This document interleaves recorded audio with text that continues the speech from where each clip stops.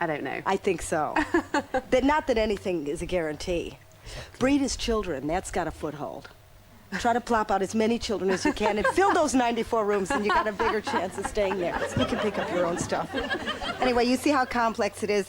The quest to find the perfect mate takes up so many hours of our lives, especially talking with your girlfriends or whoever. It takes up so much time talking about relationships. I mean, probably more hours than it took to create the universe.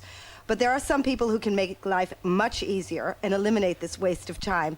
Please welcome Parag Bhagava, who co-runs the Suman Marriage Bureau. Come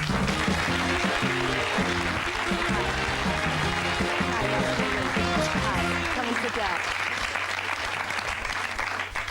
So you would eliminate all this time spent on gibbering about what we're looking for. Absolutely. Why waste time doing the search when the agents are there? When the agency can do it for you.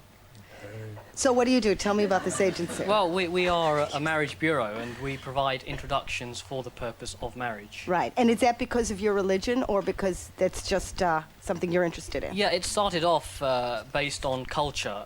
Within the Asian culture, arranged marriages are obviously a very And thing. so how many successful marriages have you... We have done in excess of 6,000 marriages in our history. And what is your history? Well, we've just entered our 30th year of operation. And how many are successful?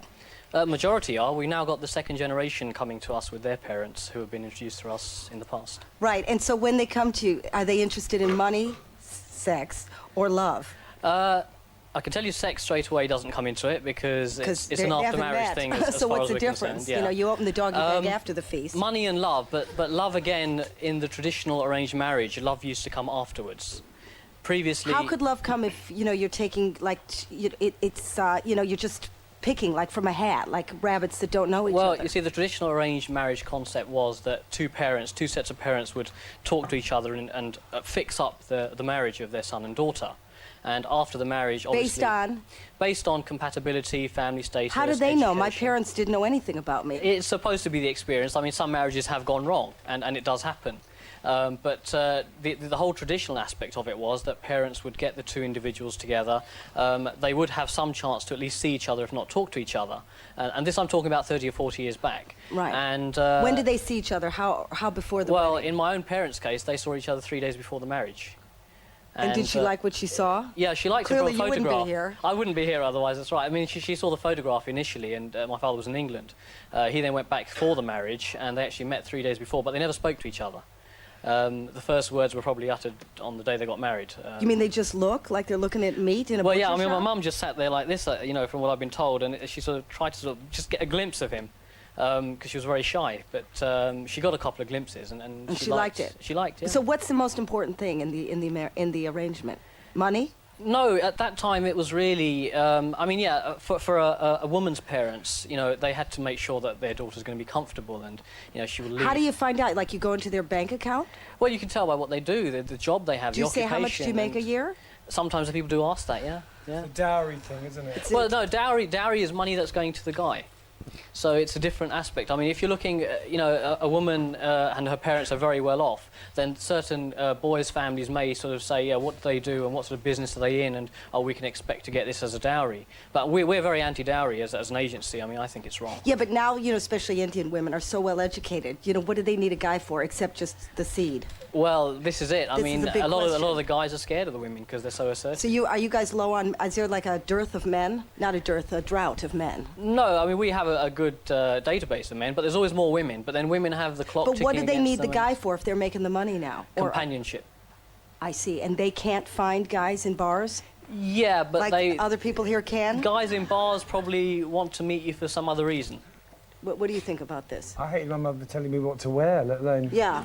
telling me who to go out Oh, I with. can't imagine what my parents would have come up with. It's I mean, just too frightening to even ask.